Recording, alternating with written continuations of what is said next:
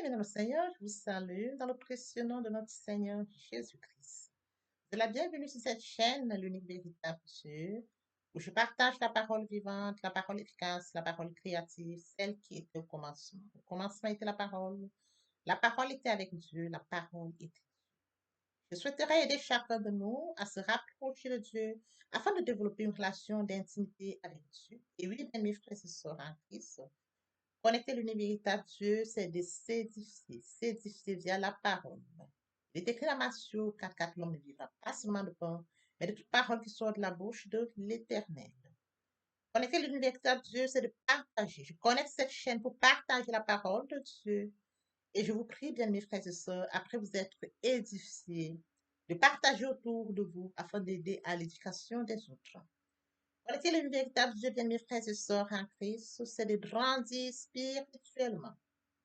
Deux possibilités s'offrent à vous. La première, c'est de s'abonner via YouTube sur l'univers véritable Dieu ou encore sur Facebook, Bat Divine Family. De la sorte, vous allez recevoir plus d'enseignements, ce qui vous permettra de grandir spirituellement. Et oui, bien mes frères et sœurs en Christ, grandir spirituellement vous permettra, bien mes frères, de vous rapprocher davantage de votre Dieu. Bien, mes frères et sœurs en Christ, il est écrit dans la parole de Dieu, il y aurait plus de joie au ciel, juste pour un seul pécheur qui se repent, pour 99 justes qui n'ont pas besoin de repentance. Et oui, bien, mes frères et sœurs en Christ, je vous invite donc à vous joindre à moi, afin qu'ensemble nous partagions au maximum la parole de Dieu. Et sur ce, plusieurs personnes vont se repentir et se convertir. La parole touchera les vies, elle changera les vies, elle transformera les vies, elle illuminera les cœurs, elle édifiera les vies. De la sorte, nous allons inonder le ciel de joie et encore de joie. Merci, Seigneur. Bien-aimés dans le Seigneur, passons en prière. Dieu de bonté, Dieu d'amour, Dieu de miséricorde, Alpha, Oméga, je bénis ton nom ce matin, je t'élève, je t'honore, je t'élève, je t'acclame. Je célèbre ta grandeur, le Dieu qui dit la chose s'accomplit, l'univers véritable, Dieu, c'est toi. Merci pour ce nouveau matin, pour ce nouveau jour. Merci pour la santé divine, la protection divine, la sécurité divine. Merci pour le souffle de vie. Comptez parmi les vivants, nous sommes infiniment reconnaissants. Esprit Saint, viens sanctifier les lieux. Dresse autour de moi un mur de feu afin d'éloigner toute influence négative qui pourrait nuire à ma prière, à sécurise-la. Conduis-la afin qu'elle parvienne agréablement aux oreilles de mon Dieu. Merci, Saint-Esprit. Père, je te dis merci pour ce moment précieux et précieux où je viens partager la parole qui est au commencement, cette parole qui vit. Oui, Père, que cette parole s'en sémence dans les cœurs, ô Dieu grand, qu'elle porte dans les vies. Le Dieu qui sait le faire, l'honneur, la gloire et l'adoration te reviennent pour les siècles des siècles au nom puissant de Jésus-Christ. Je t'ai pris. Amen. Frères et sœurs en Christ dans le Seigneur, poursuivons par la lecture de Jean 20 à partir du verset 23. Là, il est écrit, ceux à qui vous pardonnerez les péchés, ils leur seront pardonnés, et ceux à qui vous les retiendrez, ils leur seront retenus. Il est bien évidemment écrit dans Luc 23, 34, Jésus dit, Père, pardonne-leur, car ils ne savent pas ce qu'ils font. Ils se partagèrent ses vêtements en tirant au sort. Nous pouvons lire dans Matthieu 6 à partir du verset 12, pardonne nos offenses, comme nous pardonnons aussi à ceux qui nous ont offensés. Ne nous induis pas en tentation, mais délivre-nous du mal, car c'est à toi qu'appartiennent dans tous les siècles le règne, la puissance et la gloire. Si vous pardonnez aux hommes leurs offenses, votre Dieu céleste vous pardonnera aussi. Mais si vous ne pardonnez pas aux hommes, votre Père céleste ne vous pardonnera non plus vos offenses. Permettez-moi d'aborder un point très important, celui de mourir en soi et de naître en Christ. Via la repentance et la conversion, nous étions de leur nombre, loin du Père, loin de la source, loin de notre premier amour. Par la grâce de Dieu, nous sommes repentis et convertis. Qu'en est-il de mon prochain, créature merveilleuse, admirable, unique, mais loin du Père? Il est écrit dans la parole, mon peuple périt par manque de connaissance. Conscient de ce fait, je vous prie de vous joindre à moi afin qu'ensemble nous partagions la parole. La parole les atteindra après s'être édifiés. Ils reviendront à leur premier amour via votre canal. Ils vont se repentir et se convertir. De la sorte, nous allons inonder le ciel de joie et encore de joie. Je consacre la deuxième partie de mon enseignement à cela où j'apporte plus de détails pour ce qui est de la repentance et la conversion et je fais suivre la prière. La troisième partie fait suite à la deuxième. Il est question de la nouvelle vie. Les choses anciennes sont passées. Voici toutes choses sont devenues nouvelles. Et oui, frères et sœurs en Christ, permettez-moi de rebondir aux thématiques que nous avions déjà abordées. En début d'année, nous avons parlé de la méditation. Nous êtes allés chercher un Dieu puissant. Nous avons parlé de la méditation. Oui, frères et sœurs en Christ, n'oublions pas que Dieu nous a aimés le premier. Oui, frères et sœurs en Christ, il nous a fait créatures merveilleuses, créatures admirables, créatures uniques. Dieu nous a aimés le premier. Il nous a fait créatures merveilleuses, admirables, uniques.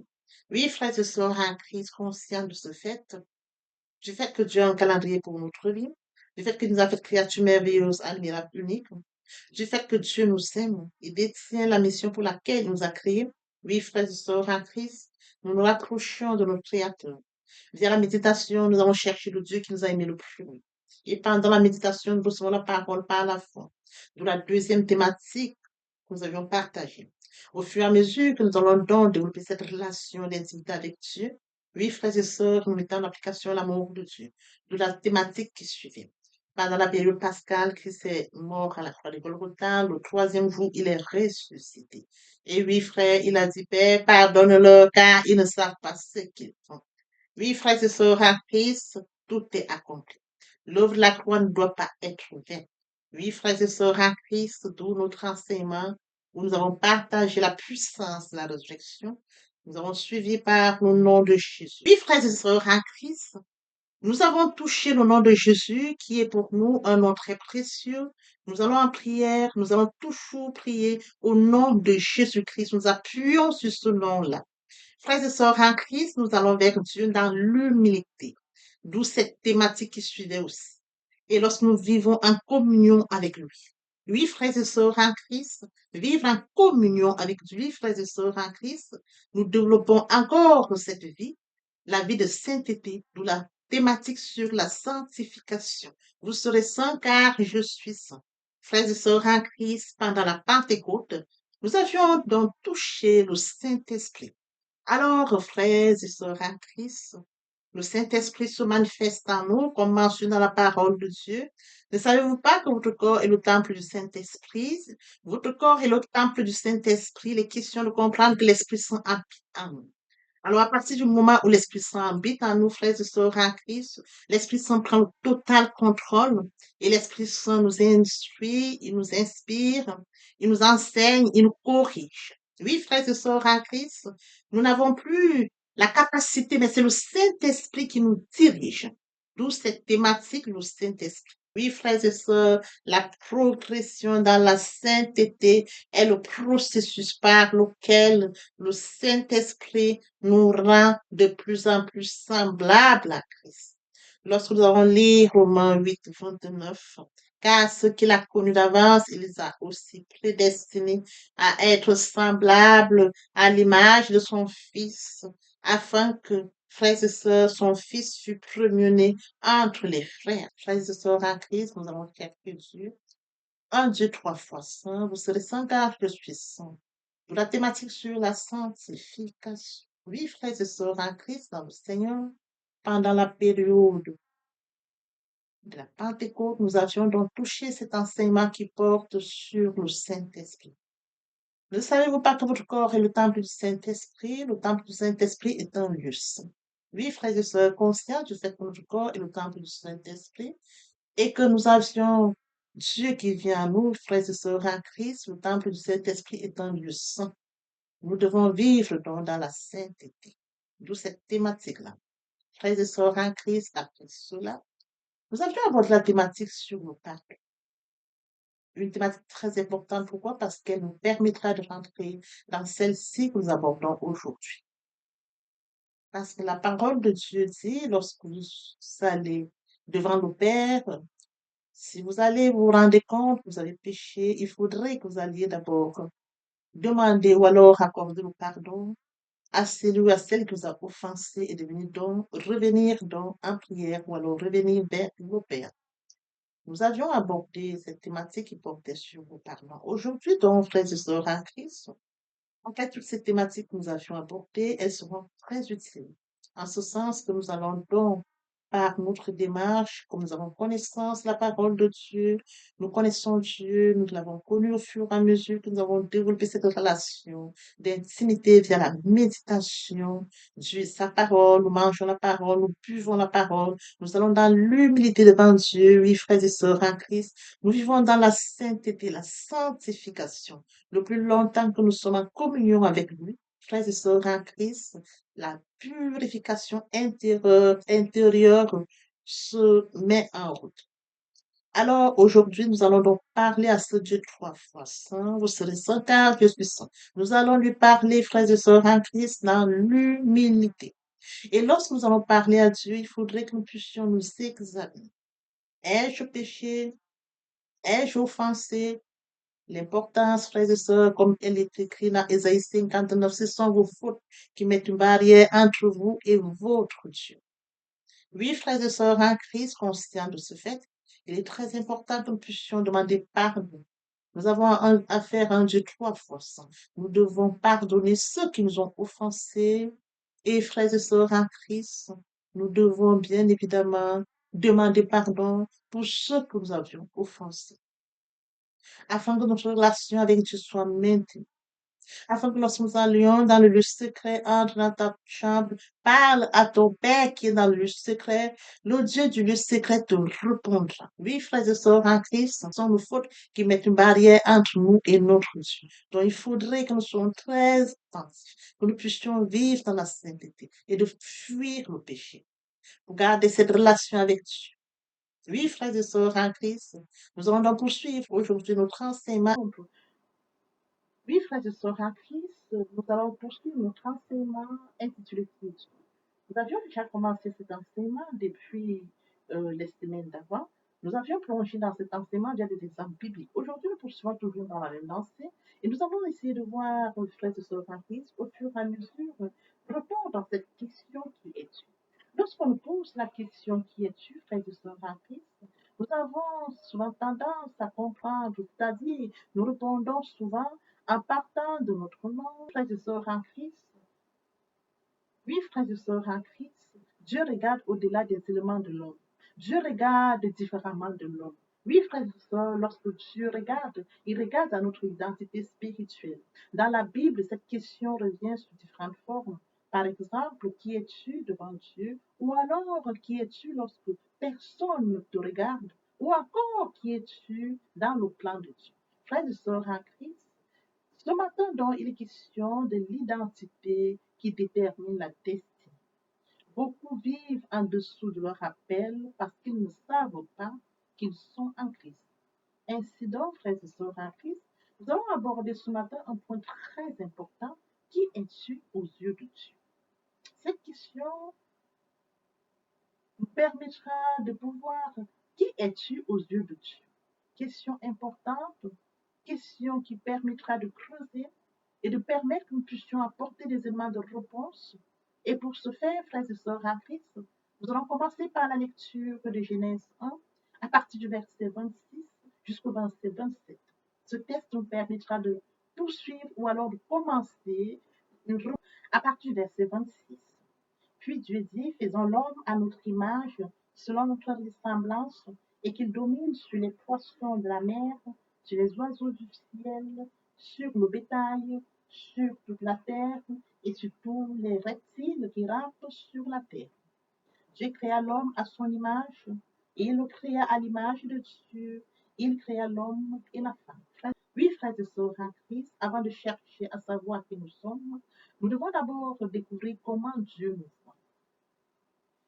Comment Dieu nous voit? En effet, la plupart des hommes construisent leur identité à partir de ce que les autres disent, ce que les autres pensent d'eux. Oui, frères et sœurs en Christ, Certains se définissent par rapport à leur métier, par rapport à leur diplôme, par rapport à leur richesse, par rapport à leur rang social, par rapport à leur famille, par rapport à leur recherche, frères et sœurs en Christ.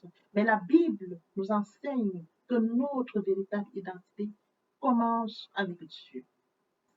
Nous avons été créés à l'image et à la ressemblance de Dieu. L'image de Dieu en nous signifie que nous avons été créés pour refléter son caractère, sa sainteté, son amour, sa justice, sa communion. Oui, frères et sœurs, en Christ, une communion avec Dieu. Je voudrais que nous puissions encore regarder cela au travers de cet exemple. Nous avons un artiste qui a devant lui un morceau de bois. Nous avons des gens qui voient simplement, frères et sœurs, en Christ, le morceau de bois.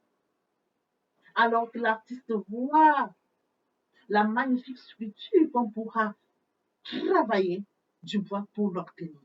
Voyez-vous, je reprends. Nous avons un artiste qui a devant lui un morceau de bois. Les hommes vont regarder le morceau de bois qui est placé devant l'artiste. L'artiste, lui, va regarder comment il pourra travailler ce bois, frères et sœurs en Christ, pour donner une magnifique sculpture. Alors l'artiste voit le bois comme une magnifique sculpture. Il regarde le bois au-delà du regard des hommes. Ainsi, frères et sœurs en Christ, il est question de comprendre que lorsque Dieu nous regarde, il ne voit pas seulement ce que nous sommes aujourd'hui, il regarde l'avenir qu'il met en nous. Il regarde ce que nous serons demain. Il regarde la personne qui sera demain.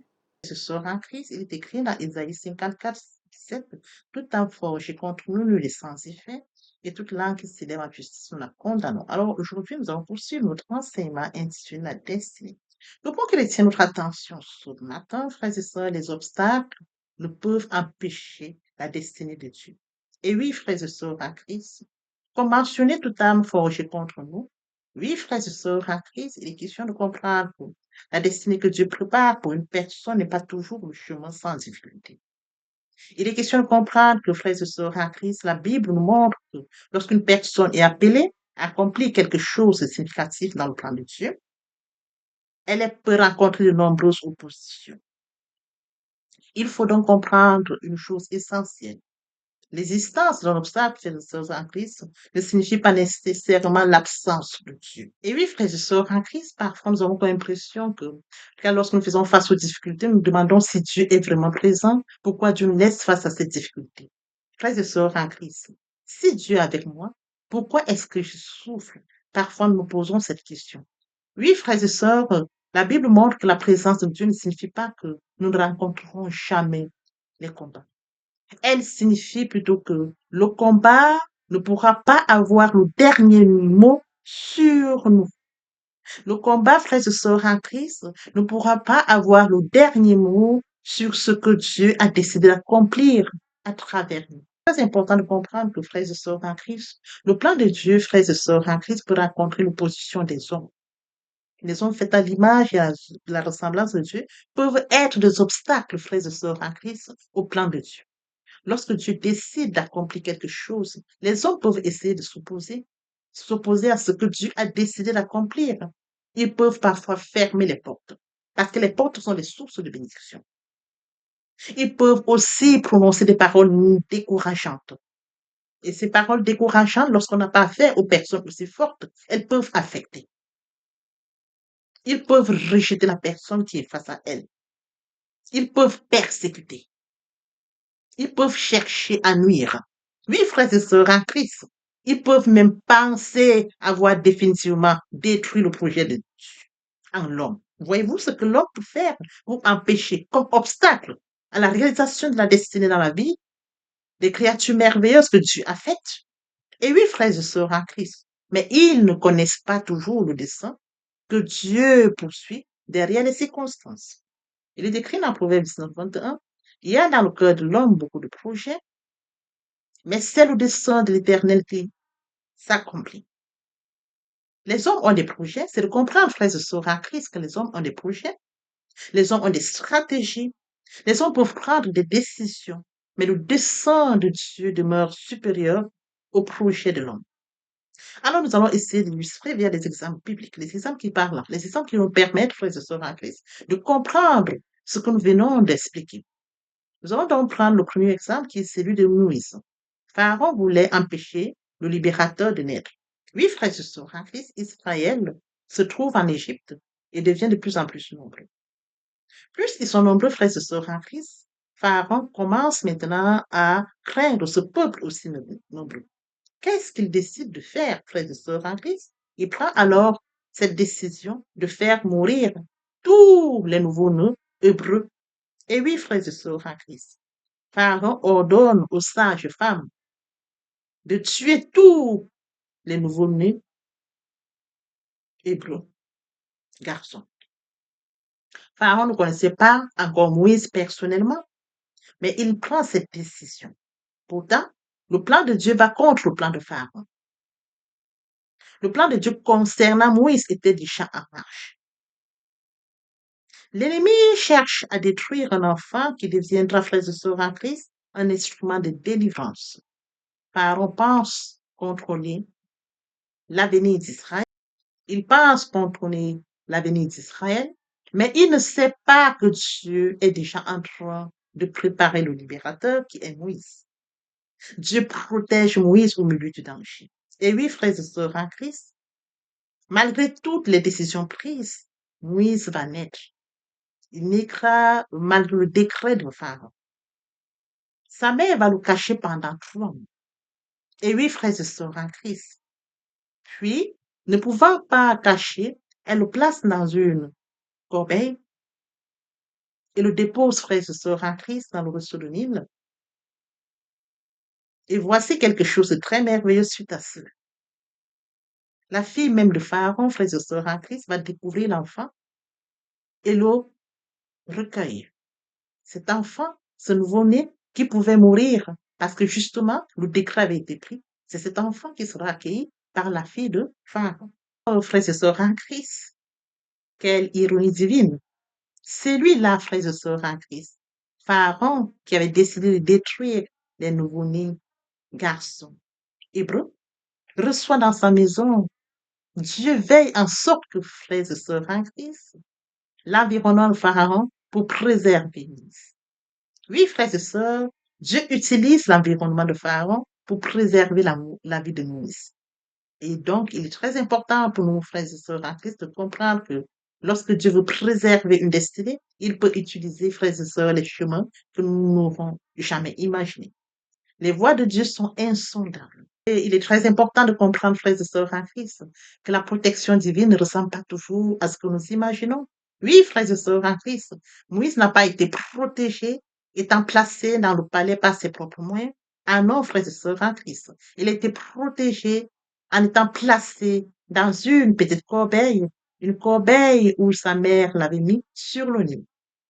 Et oui, frères et sœurs en Christ, ce qui semblerait être une situation désespérée était en réalité une étape vers son avenir. Ce que l'ennemi voulait détruire, Dieu l'a utilisé pour délivrer Moïse. Moïse grandit finalement dans la maison de Pharaon. Et vous? Moïse grandit finalement dans la maison de Pharaon. Il reçoit, frères et sœurs, l'éducation qui lui sera utile plus tard. Puis Dieu, frères et sœurs, le conduit dans le désert. Alors, frères et sœurs en Christ, pendant 40 ans, Moïse semble avoir perdu sa position. Il passe du palais au désert, de prince à berger, de la cour de Pharaon à la solitude dans le désert. Oui, frères et sœurs, humainement, cela semble être une régression. Mais Dieu prépare son serviteur. Oui, frères et sœurs en Christ, après 40 années, frères et sœurs en Christ, l'ange du Seigneur apparaît à Moïse dans le désert et lui dit, maintenant va, je t'enverrai en Égypte. Le temps de Dieu était arrivé pour qu'il puisse aller en Égypte. Pharaon avait essayé d'empêcher la destinée. Il n'a pas, Pharaon avait essayé d'empêcher la destinée. Il n'avait pas réussi. Le désert n'avait pas détruit la destinée. Et il avait préparé Moïse à l'accomplir. Dieu utilise les voies insondables. Dieu utilise ce qu'il veut et que l'homme ne peut pas comprendre. Le cas de Moïse est très parlant et très explicite. Un décret a été sorti, mais le décret est petit. C'est dans sa propre maison que Moïse va grandir. C'est dans sa propre maison, la maison de celui qui a sorti le décret, que Moïse va grandir, dans le palais. Et oui, frères et sœurs, Dieu va le forger de là. Il va connaître la vie du palais. Il va connaître la vie du désert. Parce que Dieu le forge pour qu'il puisse conduire son peuple, qu'il puisse sortir son peuple d'Égypte. Voyez-vous, Dieu utilise les voies qui paraissent incomprises par les hommes. Dieu utilise les voies qui sont euh, inimaginables pour les hommes. Parce qu'il est Dieu. Il est au-dessus de tout. Et il dit ce qu'il dit, il fait. Alors aujourd'hui, nous comprenons que les voies de Dieu sont plus grandes que celles des hommes. Il dit dans sa parole, mes pensées ne sont pas vos pensées, mes voix ne sont pas vos voix. Papa, je t'aime. Papa, je t'aime. Oh, papa, je t'aime. Tu es mon papa. Papa, je t'aime. Papa, je t'aime. Oh, papa, je t'aime. Tu es. Question pour nous d'acter la foi. Il est question pour nous de comprendre, comme le point précédent, de manifester le surnaturel. Naturel, la foi joue un rôle très important. Nous allons acter notre foi. Comme mentionné, la foi est une ferme assurance des choses qu'on espère. C'est-à-dire, la chose ne s'est pas encore réalisée. Elle ne s'est pas encore manifestée. La chose est encore dans l'invisible. Elle est encore dans le surnaturel. Il faut que la chose se manifeste dans le naturel. D'où la foi. Voyez-vous? Oh, la foi est une ferme assurance des choses qu'on espère, une démonstration de ce qu'on voit. Il faudrait qu'elle se démontre du surnaturel dans le naturel. Oui, frères et sœurs en Christ. Ainsi, la foi vient de ce qu'on entend. Ce qu'on entend vient de la parole de Dieu. Donc, de la parole de Dieu, frères et sœurs en Christ. Toute chose vient par là. Nous allons donc déclencher tout sur base de la parole. Même lorsque nous allons en prière, frères et sœurs en Christ, nous appuyons sur la parole. Nous appuyons sur la parole, nous sortons la foi pour manifester le surnaturel dans le naturel. Oui, frères et sœurs en Christ, sans l'exercice de la foi, personne ne peut être agréable à Dieu. Or, sans la foi, oh, la foi s'exerce dans la prière et c'est à celui qui croit que tout devient possible. Oui, frères et sœurs en Christ, pour résumer notre enseignement de ce jour, pourquoi devons-nous prier? Parce que Dieu nous a créé le premier, nous a aimé le premier, parce que nous devons garder cette relation d'intimité avec Dieu. Oui, frères et sœurs en Christ, pourquoi devons-nous prier? Parce qu'il faudrait que nous puissions grandir spirituellement. Pourquoi devons-nous prier? Parce que nous devons grandir spirituellement. Pourquoi devons-nous prier? Parce que nous devons rencontrer Dieu. Pourquoi devons-nous prier? Parce qu'il faudrait, frères et sœurs en Christ, exercer notre foi. Voyez-vous, ces points sont très importants en ce sens. Les uns comme les autres nous permettent, frères et sœurs, de rester connectés, nous permettent de grandir spirituellement, nous permettent, frères et sœurs en Christ, de rencontrer Dieu via la prière, nous permettent d'exercer notre foi, oui, frères et sœurs en Christ, de permettre également de manifester le surnaturel dans le naturel, parce que nous avons affaire à un Dieu omniscient, omnipotent, omniprésent, toute chose étant surnaturelle, spirituelle, il faudrait que toutes ces choses, frères et sœurs en Christ, qui sont spirituelles, nous puissions acter notre foi, nous rapprocher de Dieu, élever la voix, afin que ces choses surnaturelles, frères et sœurs, se manifestent dans le naturel, de par cette relation d'intimité, via la prière. Ah, je t'aime, papa, je t'aime, oh, papa, je t'aime. Tu es mon papa. Ah, je t'aime, papa, je t'aime. Oh, papa, je t'aime. La prière est aussi un moyen de communication. Elle nous met en ligne directe avec le Créateur de l'univers. Quand tu pries, entre dans ta chambre, ferme ta porte et prie ton Père qui est là dans le secret. Ton Père qui te voit dans le secret te le prendra. Papa, je t'aime. Papa, je t'aime. Oh, papa, je t'aime. Tu es mon papa. Papa, je t'aime. Papa, je t'aime. Oh, papa, je t'aime. Tu es. Voici, nous allons poursuivre les deuxième et troisième partie de notre enseignement. Partie riche importante pour compléter cette première pour notre édification. Sur ce, je vous prie dans l'oreille pour la. Papa, je t'aime. Papa, je t'aime. Oh, papa, je t'aime. Tu es mon papa. Papa, je t'aime. Papa, je t'aime. Oh, papa, je t'aime. Bien-aimé et mon Dieu, et mon Dieu, et mon Dieu. Oui, bien, mes frères et sœurs en Christ, le moment est venu pour nous de poursuivre avec les deuxième et troisième parties de notre enseignement. Partie qui vient de compléter cette première pour notre édification. Se repentir, c'est regretter, c'est sans vouloir, c'est pleurer. La repentance est un changement d'attitude, se détourner de son mal pour se tourner vers Dieu. Venez, plaidons, dit le Seigneur, si vos péchés sont comme le cramoisi, ils deviendront blancs comme la neige. S'ils sont comme la pourpre, ils deviendront comme la lumière. Se convertir, c'est le fait de déplacer le centre de gravité de ma vie ancienne vers mon Dieu. Se convertir, c'est de croire en Jésus-Christ. En un mot, nous pouvons dire que la conversion accompagne la repentance. Lorsque les cœurs se convertissent, le voile est ôté. Or, le Seigneur, c'est l'Esprit. Là où est l'Esprit du Seigneur, là est la liberté. Pour les personnes qui ne se sont pas encore engagées à suivre le Seigneur, pour ceux qui se sont engagés et qui auraient, pour ceux qui sont engagés et qui auraient abandonné quelque raison que ce soit, le moment est venu pour nous, bien mes frères et sœurs en Christ, de passer en prière via cette chanson. Miséricorde insondable, que faut-il vous pardonner?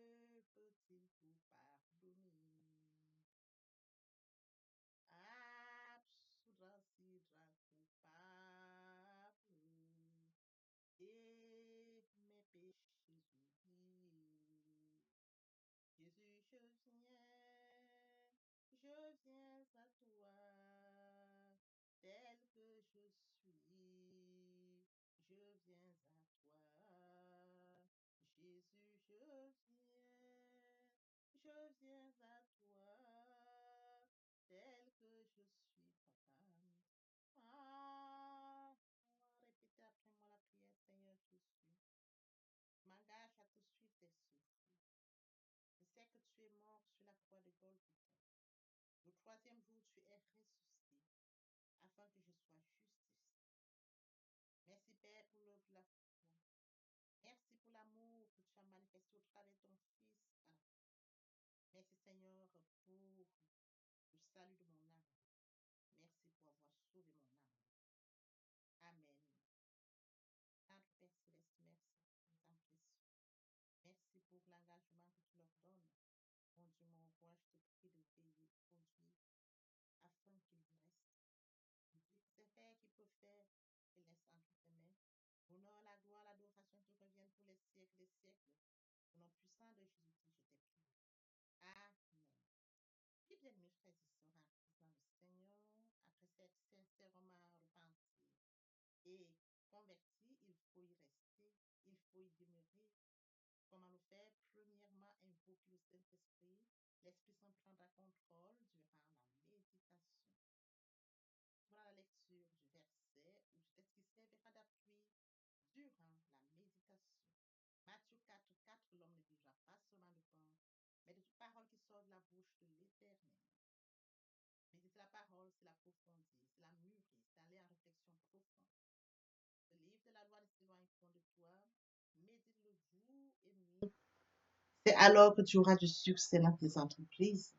C'est alors que tu réussiras. Eh bien, mes frères et sœurs en Christ, après avoir médité la parole, nous devons recevoir la parole. Recevoir la parole via la foi. La foi est une ferme assurance des choses qu'on espère, une démonstration de celles qu'on ne voit pas. La foi vient de ce qu'on entend.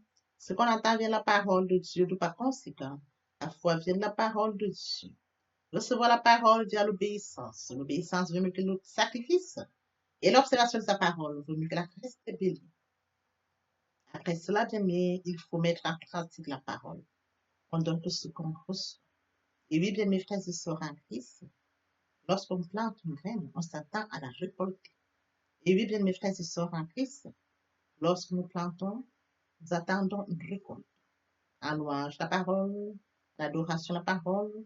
Et oui, bien mes frères et sœurs en Christ, en louange la parole, l'adoration la parole, en jeûne et prière la parole, déclarer la parole au moment opportun. Nous observons toutes ces étapes, nous verrons que nous allons grandir spirituellement en gardant une relation d'intimité avec Dieu. Que l'Éternel Dieu vous bénisse ainsi vos familles respectives. À très bientôt. Amen.